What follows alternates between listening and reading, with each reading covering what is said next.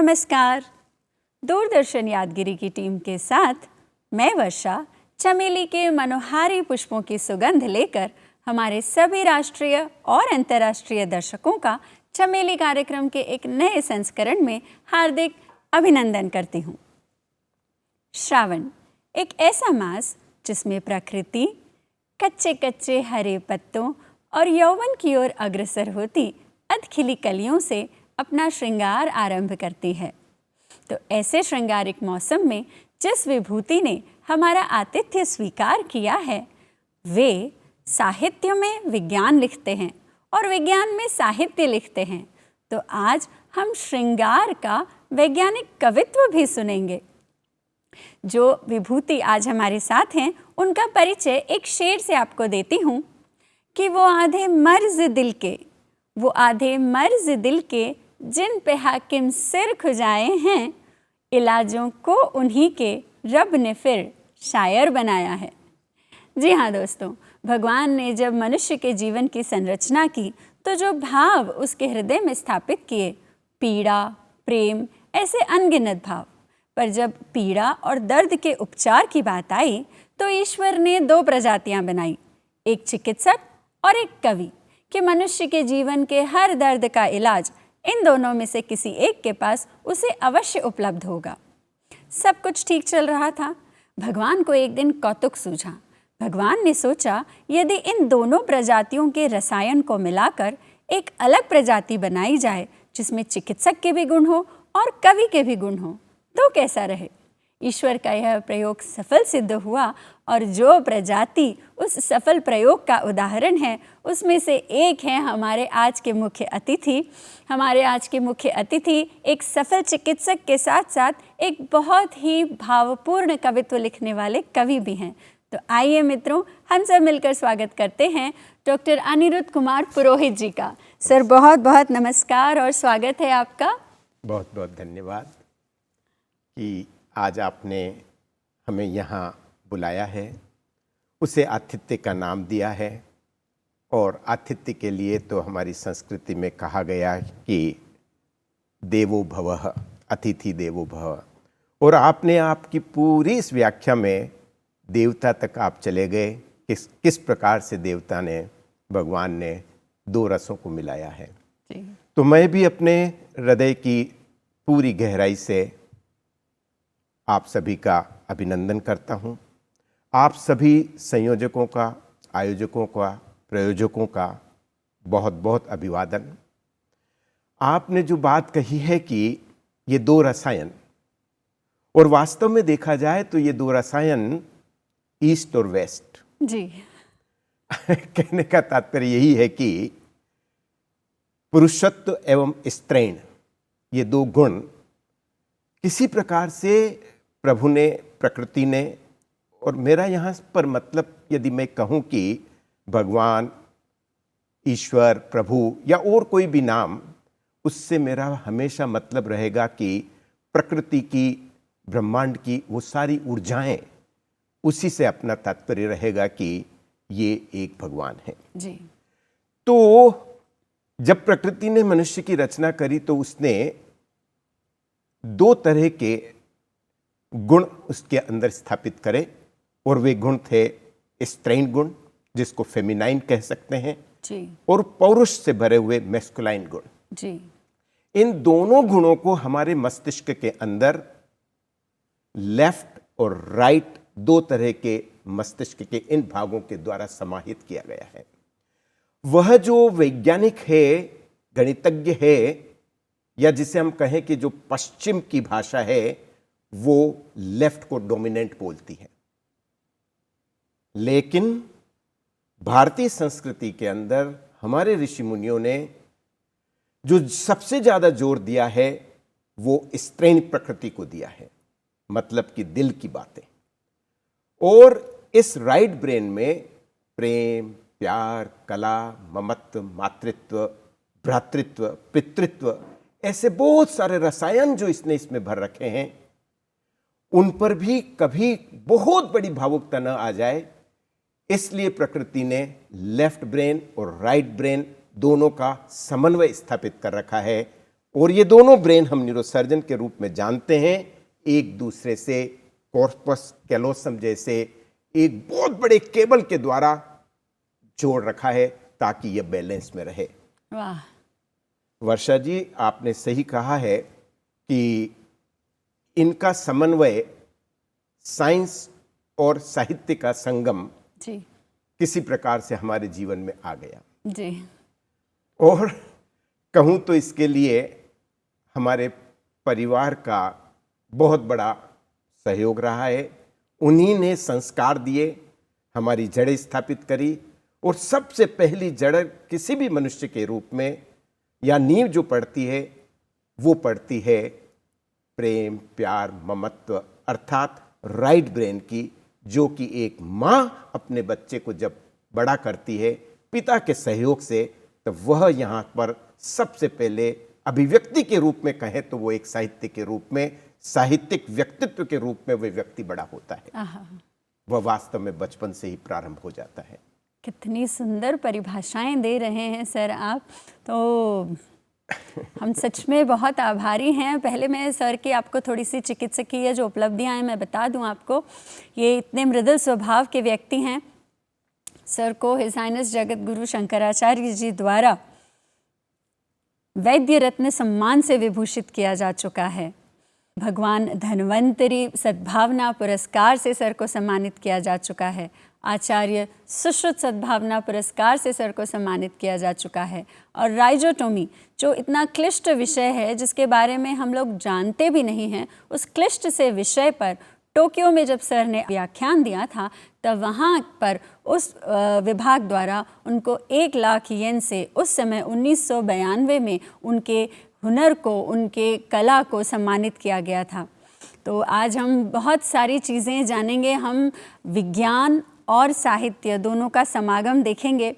तो सर हम आपसे पूछना चाहते हैं कि जब हम आपको प्रथम दृष्टि देखते हैं तो एक शांत व्यक्तित्व, एक ध्यान को मुख्य मानने वाला व्यक्ति हमें दिखाई देता है, लेकिन जब आप अपनी बात रखने लगते हो तो आपकी वाणी में जो मुखरता आती है, आपके शब्दों में जो ओज का प्रवाह हमें दिखता है, वो जो चिकित्सकीय पर्सनालिटी जो बोलते हैं उससे थोड़ा सा अलग सा हो जाता है। तो सर ये चिकित्सक जो सिर्फ किताबों में रहते हैं, जो गंभीर होते हैं, और उससे ये कविताओं को मुखरता से कहने वाला व्यक्तित्व, ये कैसे ग्रो हुआ सर? ये कैसे व्यक्तित्व में परिवर्तन है आपके?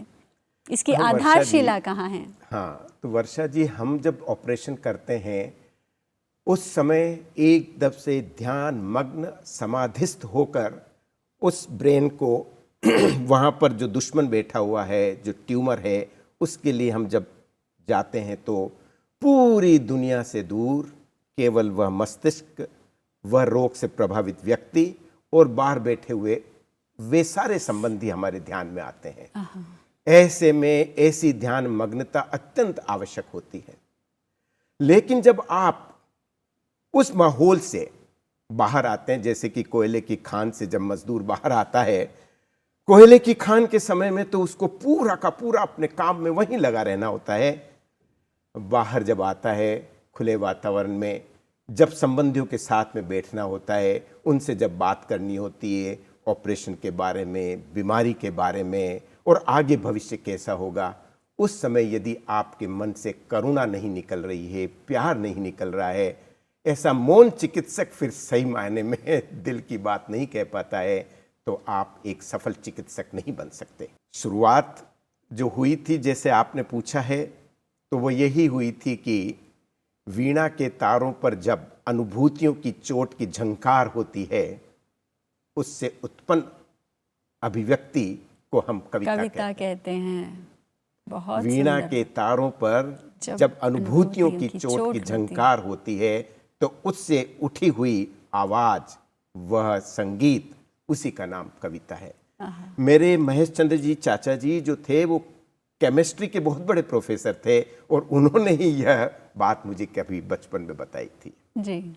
और जब मैं मस्तिष्क विशेषज्ञ बना, तंत्र का विशेषज्ञ बना, तब मैंने सोचा कि किस प्रकार से हम वैज्ञानिक दृष्टि से क्या इसे समझ सकते हैं।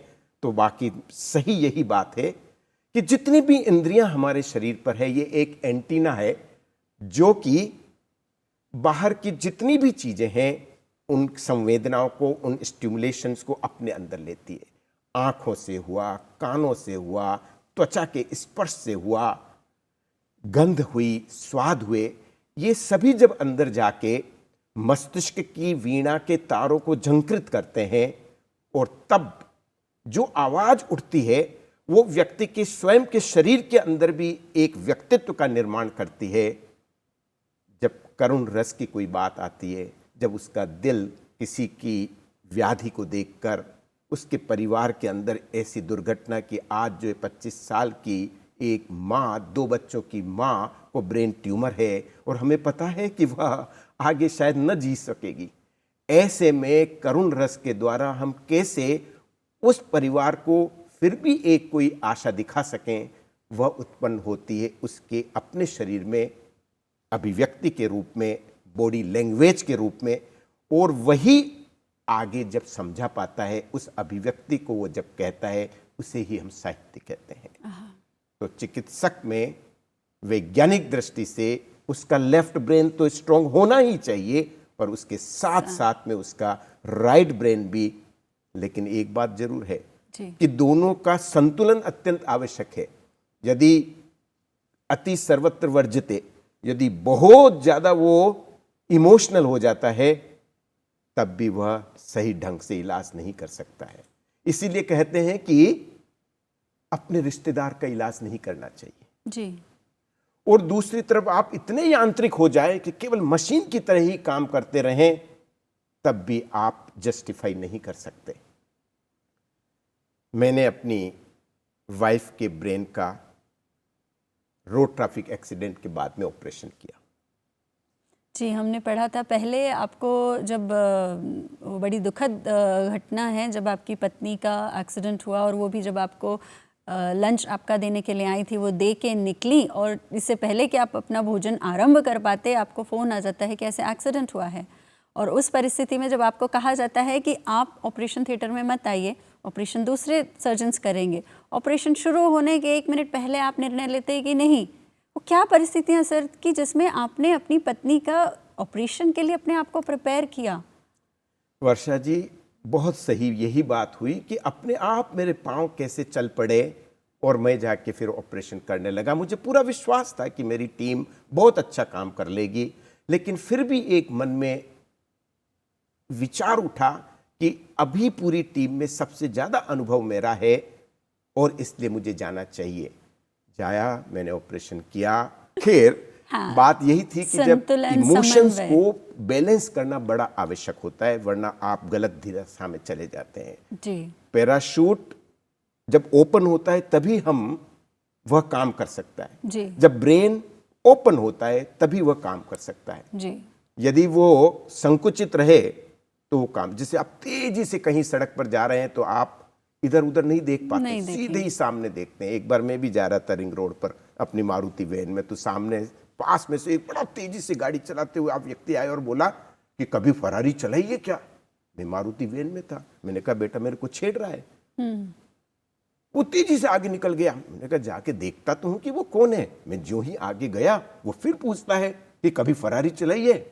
मैं जवाब देता उससे पहले वो आगे निकल गया, उसकी गाड़ी पलट गई। मैं पास में गया, मैंने कहा भाई साहब आप बोलिए कि फरारी चलाई है क्या? वो बोला भाई साहब मैं तो इसलिए पूछ रहा था कि यदि आपने कभी फरारी चलाई है तो मुझे बताइए कि उसमें ब्रेक कहाँ पर है। अब देखिए, मैं एक नकारात्मक मानसिकता में अपने को संकुचित करके रखा और सोच रहा था कि मेरी मारुति वैन पर वो आक्षेप कर रहा है जी। और वो बीटिंग अराउंड द बुश। अरे जब आप किसी तरह परेशानी में तो सीधा ही पूछे कि भाई साहब ब्रेक कहाँ है, बताओ तो बताइए। ऐसे ही हमारा जीवन चलता है, लेकिन हमको अपना माइंड ओपन करके रहना चाहिए, खुले दिमाग से होना चाहिए। आनो भद्रः यन्तु विश्वतः, let noble thoughts come from everywhere.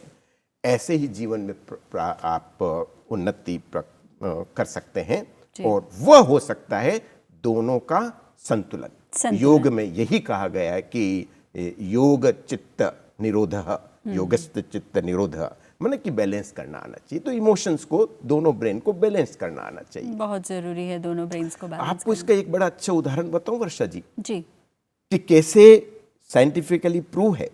एक बहुत कहना चाहिए कि विद्वान न्यूरो साइंटिस्ट महिला थी, जिसको इधर का स्ट्रोक हो गया, मतलब कि लेफ्ट ब्रेन जो कि उसका बहुत ज्यादा विकसित था, बहुत बड़ी साइंटिस्ट थी।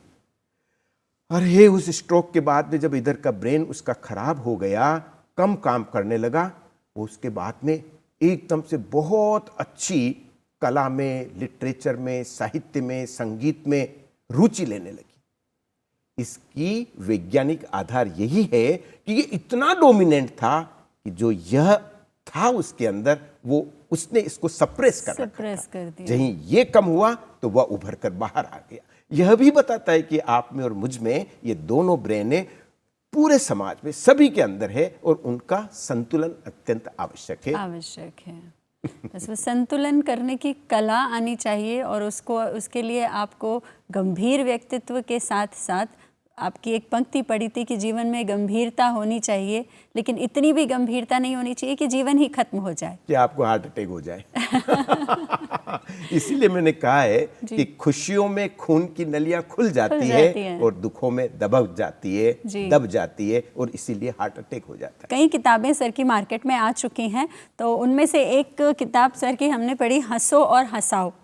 तो इसमें सर ने बहुत संवेदनशील और संदेशात्मक चुटकुले हमने आपके पढ़े हैं। तो ये हास्य रस भी आपका एक अलग, आपके व्यक्तित्व का एक अलग हिस्सा है सर। सही है, वह भी बचपन में यही हुआ कि घर के माहौल में पिताश्री भी बड़े खुशमिजाजी भी थे जी, और चाचा जी भी हमको बहुत सारी चुटकुले भी सुनाया करते थे जी। उसी समय में मैंने ओरिसन स्वेट मार्टिन की हंसते हंसते कैसे जिए मेरे पिताजी के अपने व्यक्तिगत लाइब्रेरी के अंदर। अच्छा, आपके पिताजी भी पढ़ने के शौकीन थे? ओह, पिताजी तो बहुत बड़े विद्वान थे संस्कृत के जी, और उन्हीं ने मुझे लेफ्ट ब्रेन दिया है कि इतनी कुछ पढ़ाई के लायक, और वो लिख देते थे और हमारी माता श्री हमको पुश करती कि जाओ मंच के ऊपर इसको बोल के आओ। ये आपको मतलब माता पिता का एक पुश ही था, वरना आप तो शायद किताबों में कि नहीं, मुझे तो बस किताबों चिकित्सा के बारे में पढ़ना है। वर्षा जी बिल्कुल सही कहा है कि एक बार तो मैं इतना लगा हुआ था कि हमारे कजिन ब्रदर आए थे घर पे और माँ कह रही थी कि आओ उनके साथ में होली खेलो, और मैं अपने छत के ऊपर पढ़ाई में लगा था। मम्मी आई और आके मेरे को इतना बुरी तरह डांटा, कहा कि किताबी कीड़ा नहीं बनो, अपना सामाजिक जीवन भी निर्वाह करो जी। और उसने मेरे जीवन में वाकई में एक बहुत बड़ा मोड़ लाया कि फिर मैं समाज के साथ में पढ़ने के साथ साथ कैरियर बनाने के साथ साथ में जो ही MBBS में आया 1974 में, और फिर उसके दरमियान कैरियर बनते बनते अंदर से ये सारी की सारी ह्यूमर की चीजें, हास्य की चीजें उभर आई। और आवश्यक इसलिए भी थी कि हम इतने टेंशन में, तनाव में उस समय रहते थे जब मेडिकल प्रैक्टिस में थे जी। यदि ये ह्यूमर नहीं होता तो शायद हम इतना अच्छी तरह आगे नहीं बढ़ पाते। बिल्कुल बिल्कुल। सर के लिए एक शेर कहूँगी कि कहाँ परवाह होती है उसे माहौल की यारों, कि कहाँ परवाह होती है उसे माहौल की यारों, वो अपनी खुश मिजाजी साथ में ले कर के चलता है। डॉक्टर अनिरुद्ध कुमार पुरोहित जी से बातों का सिलसिला यूं ही जारी रखेंगे। मिलते हैं एक छोटे से ब्रेक के बाद।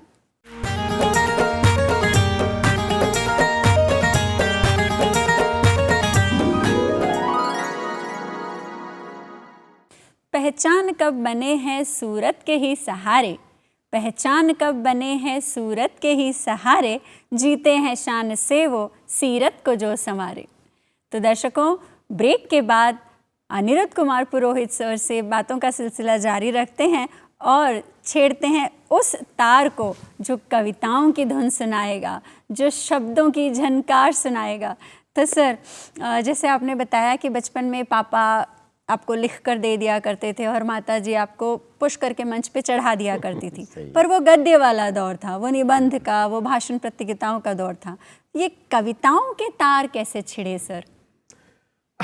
वर्षा जी, ये भी बड़ा अच्छा प्रश्न है जी। मुझे भी सोचना पड़ेगा कि कैसे गद्य से पद्य में आ गए, की तरफ आ पाए। यदि मैं उस पर विचार करूं तो लगता है कि अभिव्यक्ति की जो ताकत थी, गुण था जी, वो तो शायद बचपन से ही संस्कृत के वातावरण में जो पिताजी श्री थे उसमें, उससे भाषा तो मेरे पास में आ ही गई थी।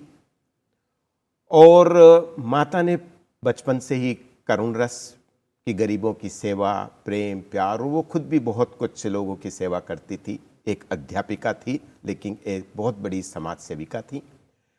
तो लगता है कि जब मैं मेडिसिन में आया 1974 में, और जब मेरा चल्लू हुआ, मरीजों के बीच में, रुग्णता से, बीमारी से प्रभावित व्यक्तियों के बीच में, अभी भी याद आता है वो एक बच्ची जिसका पूरा शरीर जल चुका था और मैं एमएस जनरल सर्जरी कर रहा था, उसकी पीड़ा, उसका दर्द, और ऐसी कई सारी घटनाएं जब मैंने देखी दुख और दर्द की, तो उस समय एक विचार भी आया होगा, शायद अपने आप ही कविता के रूप में वो सारी चीज़ें जगने लगी। और उन दिनों में मैंने जितनी भी भाव आते थे उनको लिख देता था। जवानी थी तो प्रेम, प्यार, श्रृंगार रस भी उभरता था। जी जी। और देशभक्ति भी इतनी भरी हुई थी जी। कि देश के लिए भी कुछ कविताएं लिखना प्रारंभ कर दिया। तो करुण रस, श्रृंगार रस आदि आदि पनपते रहे जी। और वीर रस भी पनपता रहा। और उस हिसाब से कविताएं, सही है कि जैसे प्यार करा नहीं जाता, प्यार हो जाता है, उसी लिए कविताएं कोई लिखी नहीं जाती, वो अपने आप बन जाती है। और शायद ऐसा ही कुछ हुआ कि मैं बस लिखता चला गया, लिखता चला गया, लिखता चला गया। आपने कविताओं को नहीं चुना, कविताओं ने आपको चुना। शायद आप वर्षा जी बिल्कुल ठीक कह रही है। अवांछनीय टॉपिक है आजकल का आतंक। इतने युद्ध हम देख रहे हैं, तो ये बहुत प्राचीन बात है। ये आपकी पुस्तक कब आई थी सर, आतंक के स्टोर पर? ये आज से करीब 15 साल पहले 2010 के अंदर जी, जब मैंने अपनी पत्नी के लिए जब यूट्यूब उस रोड ट्रैफिक एक्सीडेंट का बनाया था जी, उसको लॉन्च करते समय ही मैंने इसको भी लॉन्च किया था। जी। मेरे बहुत अच्छे एक मित्र हैं जो खुद भी कवि हैं, उन्हीं को बुला के मैंने इस कविता को लॉन्च करवाया था हैदराबाद में। उन्हें उदयपुर से बुलाया था, प्रकाश नागौरी जी को। जी। तो सर हम इसी किताब से और इसी आतंक वाली जो आपकी कविताएं हैं, उसमें जो आपने करुण रस पर लिखा है कि मानव मानव से युद्ध करेगा, उसमें से आप कुछ सुनाइए सर हमें। मुझे याद आ रहा है कि वो करीब 1981 में मैंने ये कविता लिखी थी। जी। और देखिए किस हिसाब से विज्ञान आगे बढ़ता चला जा रहा है, साइंस, टेक्नोलॉजी, और किस प्रकार से युद्ध की विभीषिका के लिए नए नए हथियार बनते चले जा रहे हैं। इसलिए आज जो इस कविता के कुछ भाग को सुनेंगे वो कहेंगे कि यह तो आउटडेटेड हो गई है। लेकिन एक बात आउटडेटेड नहीं है, उसका शीर्षक मैंने लिखा था कि जब मानव मानव को ही मार रहा होगा। कब? अंतिम महायुद्ध में, जब मानव मानव को ही मार रहा होगा। चित्कारों से गगन गूंज उठेगा, बादल लहू के छाए होंगे, धरती माँ के सीने पर संगीनों की नोकों से हिंसा के गीत लिखे होंगे। कल जब मानव मानव को ही अंतिम महायुद्ध में मार रहा होगा। संगीनों की नोकों पर मासूम मौन कलियां उठा दी जाएगी। मुरझाए फूलों पर जब बारूद बिछा होगा, खिले हुए फूलों की पंखुड़ियां जब मां धरा के सीने पर बिखेर दी जाएगी। कल अंतिम महायुद्ध में मानव जब मानव को ही मार रहा होगा। मैंने उसमें लिखा है कि बिखरे होंगे शव सीने पर धरती के, कुछ सागर की सतह पर होंगे, कुछ तह में होंगे, कुछ रेगिस्तानी रेत पर पड़े होंगे, कुछ हिमालय की बर्फीली घाटियों पर पड़े होंगे, कुछ यहाँ होंगे, कुछ वहाँ होंगे, और इन्हीं में कृष्ण, शेखर और सुभाष की शक्ति प्रतिमाओं के अवशेष पड़े होंगे। कल अंतिम महायुद्ध में मानव जब मानव को ही मार रहा हो। अद्भुत सर, अद्भुत। और ये कटु सत्य है, कटु सत्य है। युद्ध का परिणाम हमेशा ही विभत्स रहा है। तो ये एक अवांछनीय सत्य है सर कि ये जो होड़ है देशों की आपस में एक दूसरे को अधिक सुपीरियर सिद्ध करने की, अपनी शक्ति प्रदर्शन के लिए, मानव जब मानव को ही मार रहा होगा। और जो तीसरा विश्व युद्ध नाम नहीं दिया है हमने इसमें, इसको अंतिम महायुद्ध बोल दिया। जो भी अब होगा वो अंतिम ही होगा। उसके बाद में कोई प्राण इस पृथ्वी पर नहीं रहेगा, कोई जीव नहीं बचेगा। इतना सारा हमने विध्वंस का माल, यूरेनियम, अणुबम एक स्थापित कर दिए हैं। जो विभीषिका आपको याद होगी द्वितीय विश्व युद्ध की, हिरोशिमा और नागासाकी में। की। उसकी भी मैंने एक कविता लिखी है, उसके बारे में बता दूं कि कभी कभी रात को मेरी नींद अचानक उचट जाया करती है। कभी कभी रात को मेरी नींद अचानक उचट जाया करती है, आंखें खुल जाती है, मैं सोचने लगता हूं कि जिन वैज्ञानिकों ने, कि आंखें खुल जाती है, मैं सोचने लगता हूं कि जिन वैज्ञानिकों ने आणविक शक्ति का आविष्कार किया था, वे हिरोशिमा एवं नागासाकी के भीषण नरसंहार की उन रातों की वो खबर सुनकर सोए कैसे होंगे। क्या कभी सो सकता है? इतने 2 दिन 3 दिन के अंतराल में इतनी हिंसा। जब कोई वैज्ञानिक ने, जिसने ये बम बनाया होगा, उस रात को क्या वो सो पाया होगा? मैंने सुना है सो पाया था वो, केवल लेफ्ट ब्रेन था, सॉरी, राइट ब्रेन उसका शायद बिल्कुल खत्म था। इसीलिए हमने कहा है कि वेस्ट का बम और ईस्ट का विवेकानंद, यदि आइंस्टीन और विवेकानंद का समन्वित स्वरूप यदि इस पृथ्वी पर होगा, तभी हम सृजनात्मक रूप में टेक्नोलॉजी को भी ले जा सकेंगे और खुशी से जी सकेंगे। जी, विनाश और सृजन, सही उद्देश्य जो हो, कोई भी नवनिर्माण का उद्देश्य सृजन हो, विनाश नहीं, नव सृजन होना चाहिए। सर जी वर्षा जी, बिल्कुल सही बोला आपने। जी, पीड़ा और करुणा, इन दोनों सत्यों को अगर आपको अपने जीवन में, ये आप इनसे बच नहीं सकते हो, लेकिन एक मोड़ दे सकते हो, और उस मोड़ का काम करता है श्रृंगार रस। तो हाँ, मैं श्रृंगार रस पर भी वैसे तो एक बड़ा फेमस जो मैंने दूसरे रूप में उसको बोला है कि कल तुम किशोर थी, कमरे की चार दीवारी में बंद थी और दुनिया को नहीं समझती थी। कि कल तुम किशोर थी, कमरे की चार दीवारी में बंद थी और दुनिया को नहीं समझती थी, मगर जब इस यौवन की दहलीज पर पर्दा गिरने लगे, बाल पकने लगे, जुर्रियां पड़ने लगे, कमर झुकने लगे, तब पीछे मुड़कर देख लेना, तुम्हारी याद में खोया अनु तुम्हें मिल जाएगा। तो ये उपकार जो मनोज कुमार की एक बहुत अच्छी पिक्चर है, उसके अंदर उपकार नहीं, शायद दूसरा नाम हो, तो उसकी ही पंक्तियों को मैंने इस रूप में दिया था। हमने इसके प्रश्न सूचक में लिखा था सर कि जब ये तन यूं न हो, ये बदन यूं न हो, रूप की रश्मियां जब सघन यूं न हो, तब भी चाहोगे क्या तुम बताना मुझे, रूप की रश्मियां ये सघन यूं न हो। क्या बात है वर्षा जी, नहले पे दहला है ये तो। कविताएं ऐसी चीज होती है सर कि बस कविताएं होती रहे, एक से एक, बोलते ना, बात से बात भी निकलेगी तभी, दो दिलों में रही जब एक ही बात हो। तो कवि आज हमारे सन्मुख बैठे हैं, हम कोई भी रस छोड़ना नहीं चाहते हैं सर जी। तो हम आपसे और कविताएं। देखिए, प्रेमी को बहुत कभी कभी दूसरे प्रेमी से डर भी लगता है कि कहीं ये छोड़ न दे। सागर की सतह पर है जीवन और उसकी तह में है मौत का आलिंगन। जब तक आप तैर रहे हो तो जीवन है, डूब गए तो नहीं है। और मेरे साथ यही हुआ था, जिसे बोलते हैं तिनके डूबते को तिनके का सहारा। तो जब मैं उदयपुर के अंदर फतेह सागर में तैर रहा था, तो उस समय ऐसा थक गया था कि बस डूब जाऊंगा, लेकिन एक मेरा मित्र आया, उसने अपनी उंगली दी और मैं उसके सहारे पे तैर कर बाहर आ गया। वहां से ही ये भाव उठे कि प्रेमी और प्रेमिका के बीच में भी ऐसा कुछ होता है कि सागर की सतह पर है जीवन और उसी की मोह तह में है मौत का आलिंगन, कि प्रिय हम तुम्हारे हो गए हैं, हंसकर तुम्हारे मुस्कान सागर पर, कहीं उसकी तह में मौत का आलिंगन न दे देना।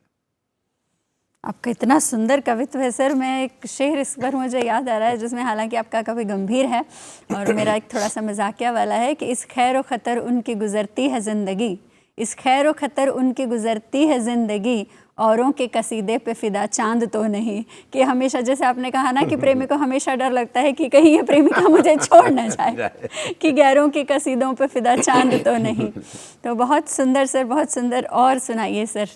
तो फिर हमेशा जीवन में यह रहा है कि जो भी जीवन साथी मिले वो मेरे जीवन के ध्येय के साथ में यदि मेल खा सके तो वो हमारी जीवन नौका में आ सके। बहुत सुंदर बात है सर। जो हम तो कभी कभी कहते, अपनी मेरी पर्सनल निजी सोच है हमारी ये, कि कुंडलियां मिलाने की जगह मानसिकता मिलाई जानी चाहिए।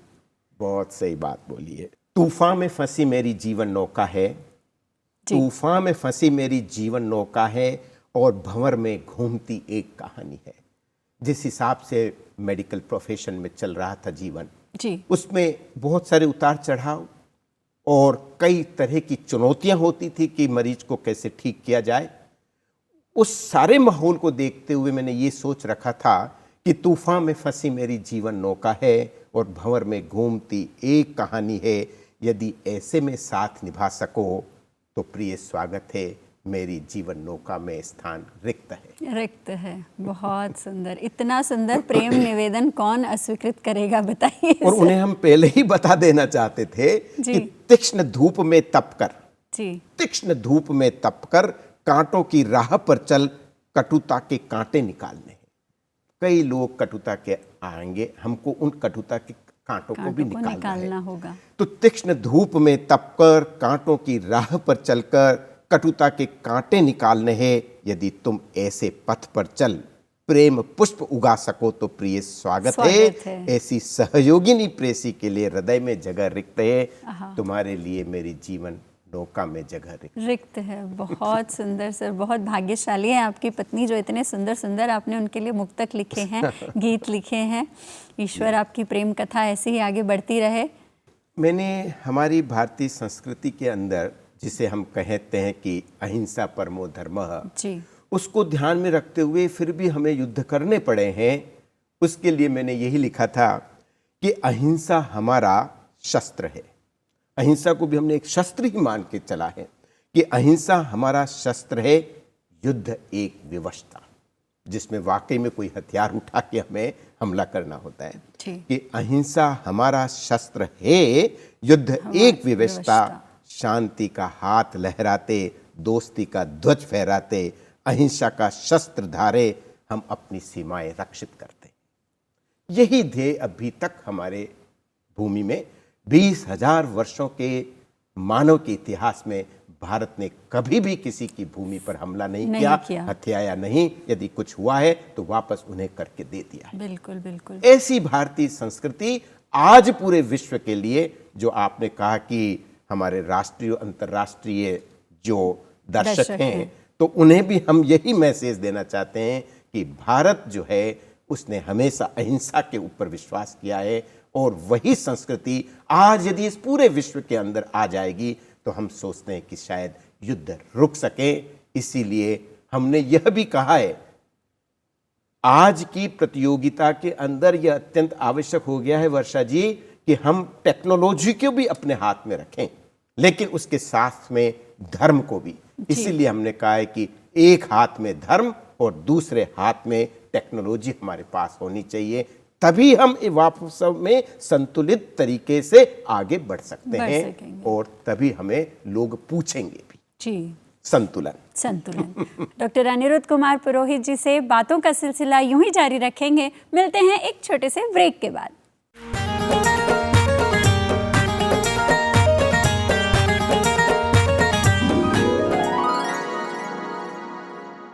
ब्रेक के बाद अनिरुद्ध कुमार पुरोहित जी के साथ बातों का सिलसिला जारी रखेंगे।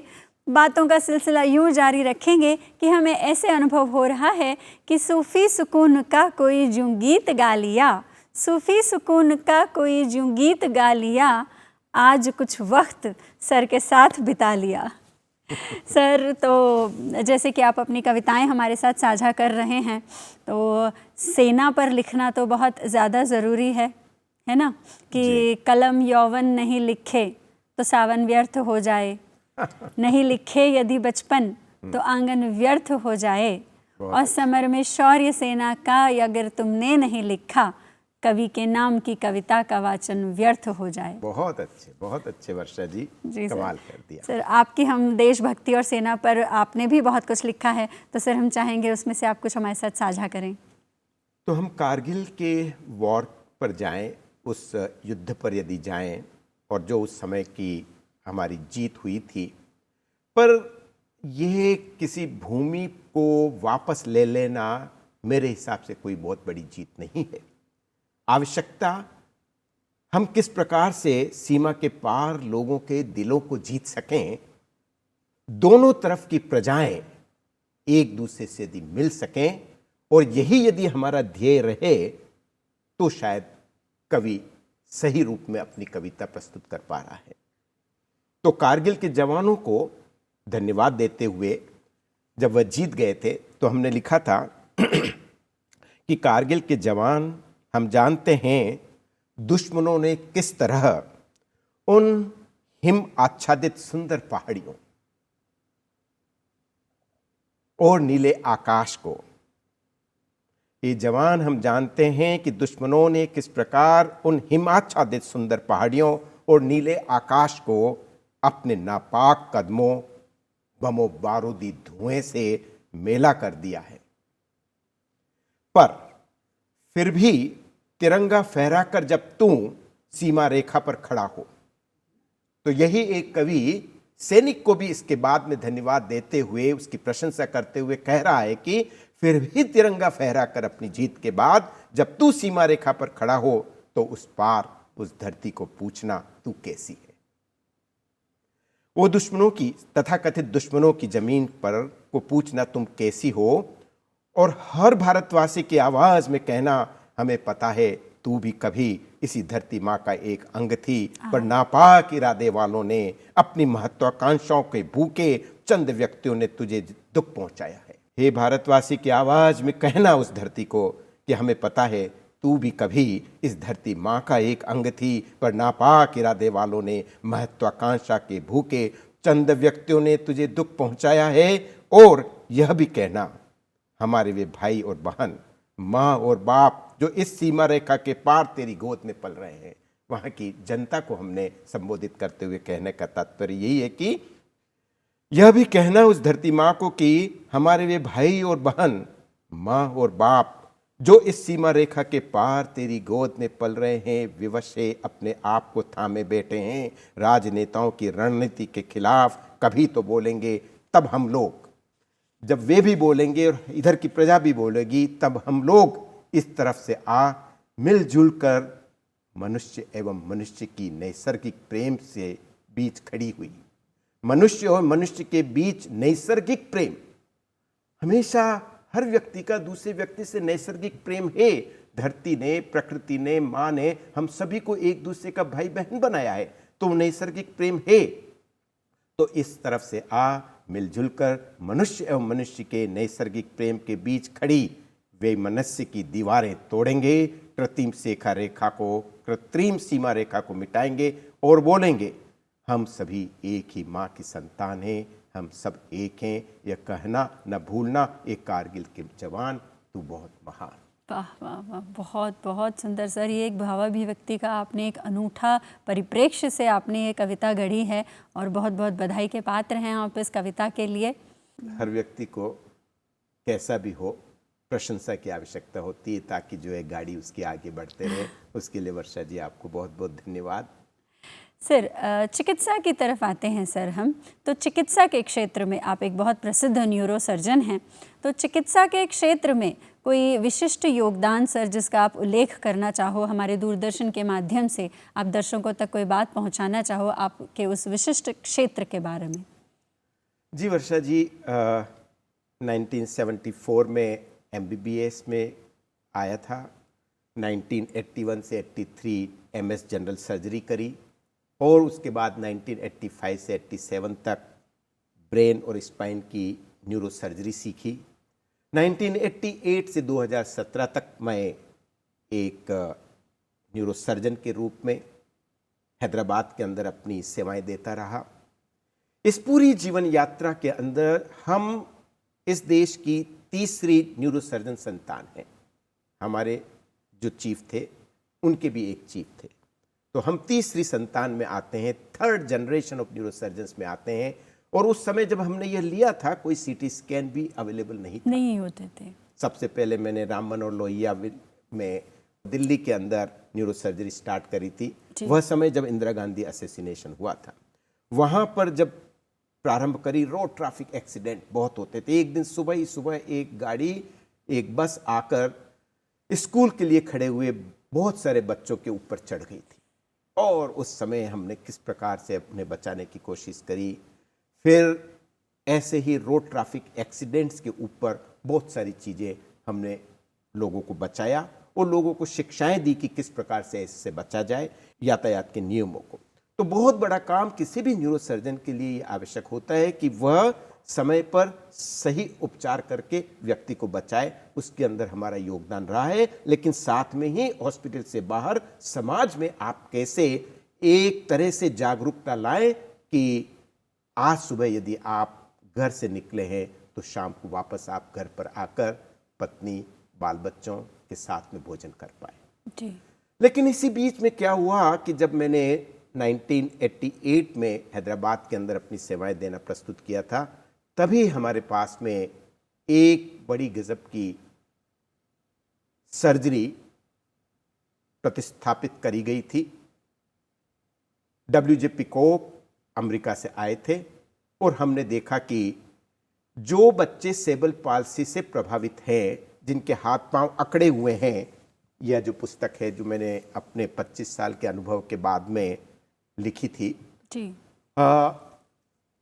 उन बच्चों की सेवाओं के लिए हमने राइजोटोमी नाम जो आपने अभी लिया था शुरुआत में, वह प्रारंभ किया। और उसके बाद में कुछ सालों बाद में जब मैंने देखा कि हाथों के लिए भी उपचार की आवश्यकता है, तब हमने सेलेक्टिव मोटर फेसिकुलोटोमी प्रारंभ करी। और फिर इसी दौरान अवेयरनेस लाने के लिए फिर हमने इंडियन फैमिली ऑफ सेबल पाल्सी बनाई और 2004 में इंडियन एकेडमी ऑफ सेबल पाल्सी बनाई। फिर हमने इंडियन जर्नल ऑफ सेबल पाल्सी।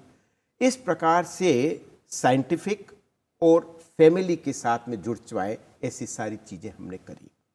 तो आज यह स्थिति है कि हम अपने देश में कई जगहों पर जाके ऐसे कैंप किए हैं जहाँ पे परिवार को उस विकलांगता से प्रभावित व्यक्ति को हमारे पास बच्चे को न लाना पड़े, हम खुद वहाँ जाएं। तो इस प्रकार की सेवाएं हमने 1988 से आज तक चालू कर रखी है, जिसमें टाइट हाथ, यदि ऐसा हाथ है तो आप जो है मुंह तक नहीं ला सकते, तो उसको हम ढीला कर देते हैं। पाँव चल रहे हैं, उंगलियों पे चल रहे हैं, तो आप जो है उसकी टाइटनेस को निकाल सकते हैं। इस प्रकार से कई बच्चों के जीवन में हम और उन परिवारों में हम एक नई नवचेतना, नई खुशी इन सब सालों में लेकर आ पाए हैं। बहुत बड़ा अनुसंधान है और समाज के धरातल पर भी बहुत सारी उमंगें हमने पैदा करी है। लेकिन यही नहीं है, जिनके सिर में चोट लग जाती है या स्पाइन पर चोट लग जाती है वर्षा जी, तो उनमें भी टाइटनेस आ जाती है।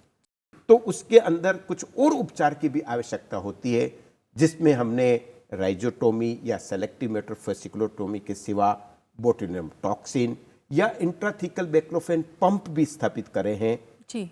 इस तरह एक के बाद एक ज्यों-ज्यों टेक्नोलॉजी भी विकसित होती गई, हम उससे दूर नहीं रहे। क्योंकि हमें पता है कि जब माँ अपने बच्चे को लेकर किसी डॉक्टर के पास में, हीलर के पास में जाती, तो हर हीलर यही कहता है कि कोई परवाह नहीं करी, हम इसको दौड़ा देंगे। और कुछ समय बाद में फिर वो नहीं चलता है, दूसरी जगह, तीसरी जगह।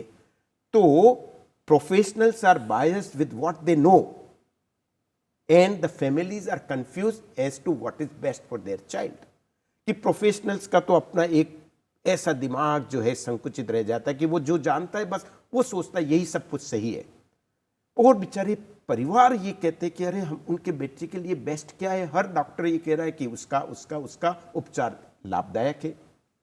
तब हमने टेक्नोलॉजी के साथ में अपने कदम बनाए रखे और एक के बाद राइजोटोमी, सेलेक्टिव मोटर फेसिकुलोटोमी, फिर बोटुलिनम टॉक्सिन, फिर इंट्राथीकल बैक्लोफेन पंप, इस तरह कई चीज़ें लेके आए। और सॉफ्ट टिश्यू रिलीज भी जो ऑर्थोपेडिक ऑपरेशन होता है। इसीलिए हमने इस अप्रोच को सर्जरी लास्ट रिसोर्ट कहते हैं, जिसके अंदर यह होता है कि हम इसे ब्रह्मास्त्र कहते हैं। जब दूसरी सारी विधाओं के पश्चात भी यदि बच्चे का इम्प्रूवमेंट नहीं आ रहा है और गुंजाइश है, तब हम इस तरह के शस्त्र लेते हैं ताकि वो आगे और बढ़ सके।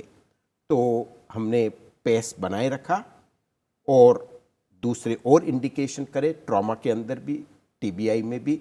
और अभी बताएं, हम तंजानिया से एक बहुत अच्छे सरदार जी, जिनके किसी कारण से स्पाइन की डिस्क के बहुत लेट आने से और दूसरे उपचारों के बाद में भी उनके पाँव में बहुत झटके आते थे। अब उनकी बेटी सब तरफ फिरी कि झटकों से वो बहुत परेशान है।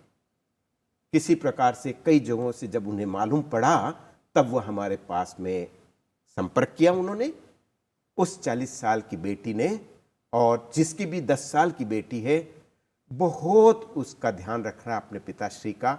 और फिर किसी प्रकार से हमने उनका एक बैक्लोफेन पंप लगाया।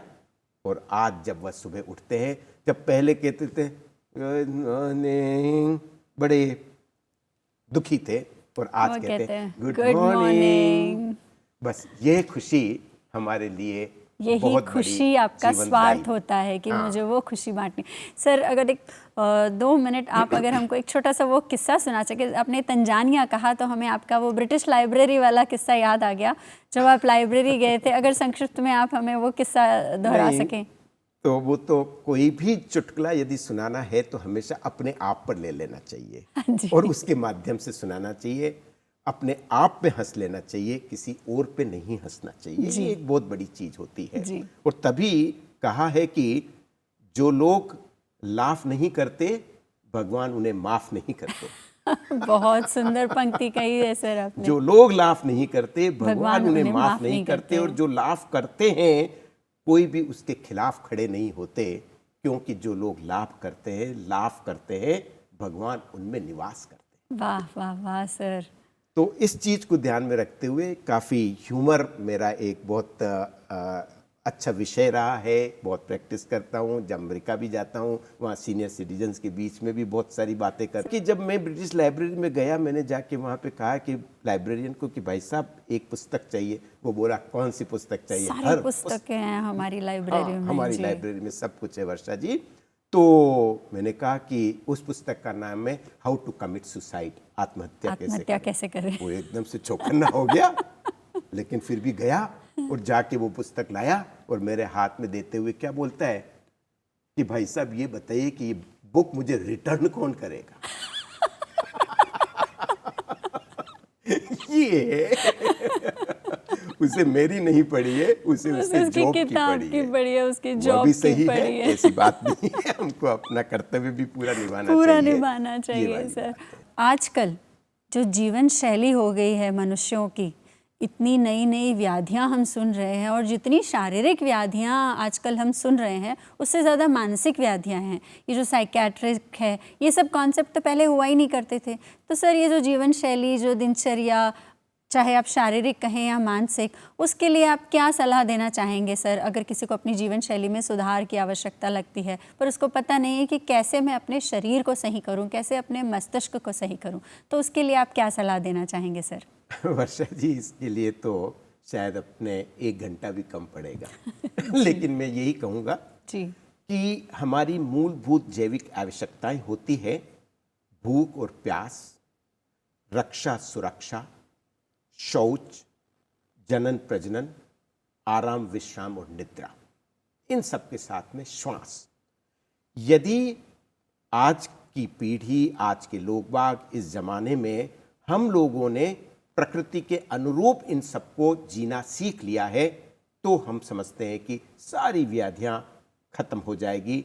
माइंडफुलनेस, ध्यान मग्नता, जैसे कि यदि आप खाना खा रहे हैं तो केवल खाना ही खा रहे हैं, और उस खाने की विधि यही है कि आप भूखे पेट खाने के लिए बैठें और भूखे पेट ही खाना खा के उठें। ये ध्यान मग्नता से यदि व्यक्ति हर चीज में, यदि आपको निद्रा आ रही है तो बेहोश होना भी होश पूर्वक करिएगा कि उस समय आप अपनी ध्यान मग्नता पूरी इस दिन भर की चर्चाओं से हटा के अपने शरीर के ऊपर लेके आए, आना पाना करें और अपने बॉडी की स्कैनिंग करें और अच्छे विचारों के साथ में आप सो जाएं। शून्यता आना जरूरी है। एक तरह से हम लोगों को, समाज को, हर व्यक्ति को क्या करना चाहिए, वो किसी भी प्रोफेशन में हो। मैं एक चिकित्सक हूं, मेरा सत्यम शिवम सुंदरम, मेरा सत्य मेरे मरीज की बीमारी का निदान और उसका सही उपचार। और इस सत्य के साथ, मेरा सत्य है, चिकित्सक का सत्य है, और उसके साथ ही शिवम, वो एक इतना अच्छा मैं कल्याण, उसका मंगल कर पाऊं कि उससे जो सौंदर्य उत्पन्न हो, सत्यम शिवम सुंदरम, वही मेरे जीवन का आखिरी पल होना चाहिए। और इसलिए ये ज़्यादा ज़रूरी है कि मैंने कहा है कि आजकल मैंने समुद्र की गहराई में जाकर हीरे मोती ढूंढना छोड़ दिया है। समुद्र की गहराई में जा हीरे मोती ढूंढना छोड़ दिया है। आसमान को चीरकर, जमीनी हकीकत जानने के लिए आसमान को चीरकर चांद पर जाना मैंने छोड़ दिया है। अपनी बगल में बैठे गरीब की आंसू को पोंछना मैंने सीख लिया है। वाह।